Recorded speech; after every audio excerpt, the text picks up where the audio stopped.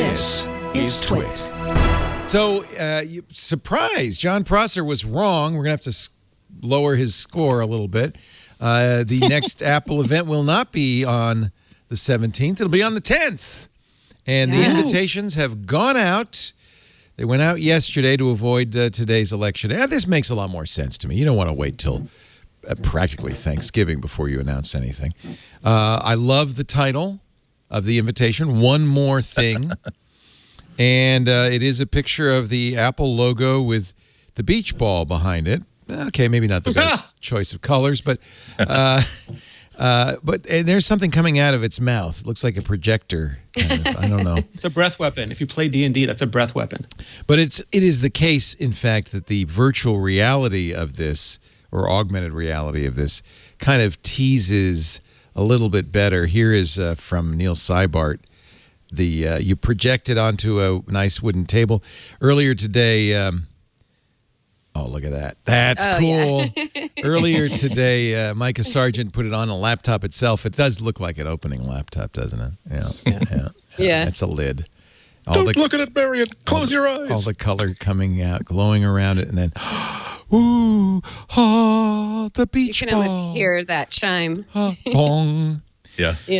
So, we've actually seen a number of kind of confirming rumors around. Well, first, the beta of Big Sur 11.0.1 developer beta had references to 3 unreleased Macintosh computers. Bum, bum, bum. Bum, bum, bum. And now Mark Gurman kind of confirming that in Bloomberg. I love his lead. Apple's 15-year relationship with Intel Corp will officially begin to unwind next week when the new Mac computers are revealed.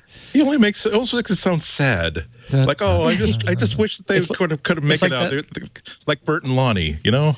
So apparently, that lamp ad from IKEA. Foxconn is building 2 13-inch laptops, and Quanta Computer, which is built, does it build some of the Macs? Yeah, they tend to diversify their products. Okay. They're building a 16-inch MacBook Pro. So the rumor is 2 new 13s and a 16. One of the 13s will be a MacBook Air, not a MacBook Nuttin. And they'll all have Apple Silicon, obviously. That's the whole point of this announcement. Do you all concur? Does that sound reasonable? We were thinking it would be a laptop, but 3. I think I'm thinking 1 available right away and then 2 later. Maybe not till next year. Love to Dream said 13-inch and then came back and said 13-inch times 2. So, but didn't say anything about a 16-inch. Yeah. Mm-hmm.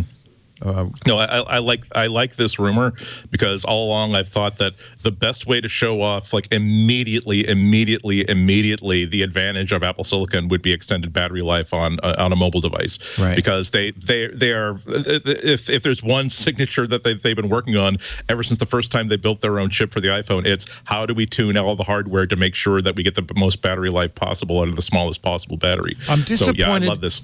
I'm disappointed because Gurman says, beyond the processor switch, the devices will not have significant design changes. That's normal, though. I mean, because when Steve Jobs did the transition from PowerPC to Intel, they didn't do any changes. They were literally identical devices, and I think they just want to keep the complexity down. Like if you're moving the silicon target and the design target, there's a lot more opportunity for you to ruin yourself than if you give them, say, this is your chassis.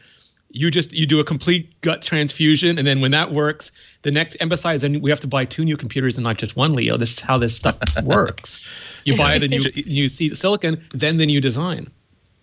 Even if it's just the how to move heat through the device, just that alone is a reason to say, why don't we just keep the same chassis and fan design and just worry about making sure these things can boot the Finder. That does make a lot of sense. I was really looking forward to the smaller bezel for the 13-inch MacBook Pro. I was hoping it would be a 14-inch MacBook Pro. Yeah, it might even behoove you to wait until next year for the mini LED screens. And do you think these will be mini LED, Lory, or? I don't think the technology is quite ready yet. I think we probably will see that in 2021, but I don't think we're going to see that with these Macs that are next week. Certainly one of the advantages will be better battery life, as you say, Andy. What about performance? What do we think? I don't know that that's going to be the highest. I keep thinking just about what do they need to prove with this first result, and I do think that they have to make sure they're delivering number one, compatibility. Make sure don't scare people off to think that now we have two platforms, almost as if we have one community of Mac users using Mac OS 9 and another community using Mac OS 10. That's super high priority. After that, so long as they show that there are tangible benefits to this outside of Apple no longer having to be angry with Intel for causing production delays, then it's a win. I'm really fascinated to see if but it would be really, really interesting if they decided to say, you know what the hell, we're going to make a MacBook Pro, and we're going to your only purpose here, engineers, is to make sure you smoke the previous generation at that price point. I don't even care if you have to put in that stupid flat keyboard that we still have 80,000 in stock of. Go for it. Well, it is interesting because if you go on in the Gurman story, he also says that Apple will be releasing updates on its other computers, including a mini Mac Pro or a half-size Mac Pro. The thing that interests me about just the MacBooks in general is that performance is not like, I know everyone just loves to fire up Geekbench and then show you a number, but really that's not how computers work at all. And the characteristics of Apple Silicon are going to be substantially different. It's going to be a much smaller die size, much smaller process, like 5 nanometers. Intel's still struggling with 10 nanometers. And performance and efficiency are inextricably tied together. The more efficient something is, the better it can perform. And Apple is running the Intel chips at the thermal limits of those casing designs. Right. Meanwhile, they're getting amazing performance at very low wattage and very small thermal envelopes on iOS devices. So I think even if you just take the Apple Silicon, you put it in those roomier chassis and you amp up the power a little bit, you have those thermal cooling systems in there, and you have that efficiency, they can just let those things run. They can burst faster, they can sustain longer. And the best advantage, I think, and this, if you're all in on Adobe, you're going to be in for a couple of years of hurt, because they're not going to have Premiere or After Effects optimized anytime soon. But if you're all in on Final Cut Pro or Logic, you are going to have a machine that is purpose built to run macOS, Final Cut, Logic, all those things faster than anything else on the planet. And I think you will be ludicrously happy from the go. It apparently is going to be a processor based on the A14 that's in the iPhone 12 and the new iPad. Did that disappoint you, Lory? This is the first time, right? This is the first Apple Silicon Mac. I guess I wanted it to be something completely different than the mobile version of a processor chip, because it seems like that's, it should be completely different. It shouldn't be related. But if it's also, an A14, or maybe it's, an A14Z, or maybe a, X14 or something like that. But if it's sort of based off the same architecture, that doesn't mean bad. I mean, if you think about how fast the iPad Air 4, for example, how fast it runs, you're nearly at the same speeds as you would for a Mac laptop. So if they are able to create the processing power needed for really, the really big programs, with all of the other benefits that come along with the A14 chip, then you are looking at something good. It's new. It's hard to say, because it sounds like that's a disappointment. It does. If I was chip, like, basically, But that's what we mean. But that's not. That could mean different things, right? Because like when you talk about Intel, all the A14 means is that IP generation. It's Apple's A14 IP generation. Like the latest Apple Watch chip is based on the A13 IP generation, and it's not analogous. Like, it's by no means an iPhone chip, but it's using the same basic core architecture. And so I don't know if this means like a literal A14 core, and maybe Apple does have Mac-specific IP blocks in there that they just don't use on the iPad, so it's really efficient to make those chips. Well, yeah, and you could have more cores, you could have more GPUs, there's all sorts of things you could do. And you could have system-specific IP blocks, so it's like an A14T or it's an X14, and it's the same architecture, but it's specifically built for a Mac. I think, like Intel, when you talk about Skylake and all. Yeah. Yeah, like Intel has two things, right? Like when they talk about their lakes, the lakes are specific chips, but like 4 or 5 generations of those are built on one architecture. So there's a name for the architecture as well. And I think I think it's too easy to conflate that with Apple. I do have a prediction, though. It may be the same form factor, but I think it's going to be powder-coated matte black. What do you think? Would you? What about sky blue, Leo? Pink. It should be. The Airs might bring back some color. We might actually see the sky blue or the green in the MacBook Air line. Yeah, I wouldn't mind that. Yeah, it's totally possible. Yeah. Should I get when I order on Friday, should I get the blue iPhone 12 Pro Max so that it'll match my new Mac? None of the blues match, Leo. None of them. Not a single one of the blues is here match. Damn you, they don't Apple! Match your watch. They don't match your phone. They don't match each other. No, we're such Apple people. This is why they're my rose gold matched, Andy. When Christina and I had rose gold, they all matched. Now these blues are just hard to take. Yeah. Mind you, if I had that kind of money, yes, I would. I would match all these things. But like, I'm more of a like, oh well, why don't I buy the same brand of shelf paper, adhesive vinyl shelf paper for all of my devices? Yeah, we just put it on all of them. Yeah, we need back to the 70s, a wood grained MacBook, fake wood grain with the plastic. So it does sound like Foxcons are on the way sooner than the Quantum 16-inch. So according to Gurman, at least the two 13 inches will be displayed on Tuesday. I don't know. You did raise a My good question, question though. is, Go ahead, Lory. what about the possibility of one of these actually being an Intel chip? And hear me out. What? I know. Nice. I know. And I'm just speculating here. I definitely don't think that this is on the table. But Apple was pretty adamant earlier on, like right after WWDC. They made it very clear that they're going to continue to support Intel. So what I'm wondering is, are we going to see two of the exact same Mac laptops?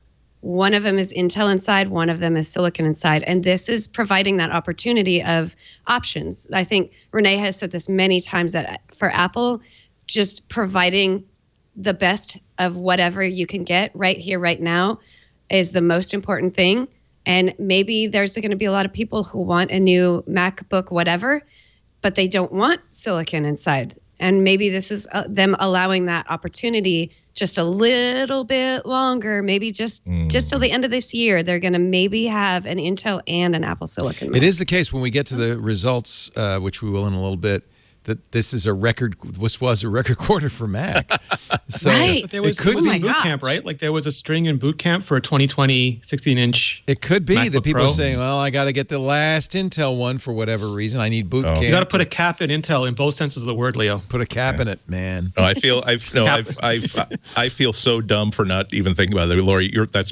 I so like that idea of Apple making a top. They're kind of what will probably be unannounced, their last top-end MacBook Pro running on Intel, because there's so much software that if a downtime or a stutter or anything, losing 2 hours is like losing thousands of dollars for a lot of the people who buy these top-end machines. I could totally see Apple saying, we've got we're going to scare some of you, we're going to thrill some of you. For those of you who are thrilled, here's our new Apple Silicon MacBook. For those of you who are scared, we'll still take $3,000 of your money for the latest generation Intel. Nice. They might even offer it at They might even offer it at a slightly lower price. You know, like here's two different versions of this of the MacBook Pro for you. You can have this fancy new Apple Silicon one that's at the price point we always have, or you could spend $100 less on this Intel one because Intel. Or more, I think, because Intel charges them so much now for that generation of chipset. Yeah, that could be. But please, there was also room. Get these. They're stinking up the warehouse. They're making all the other Apple products feel bad.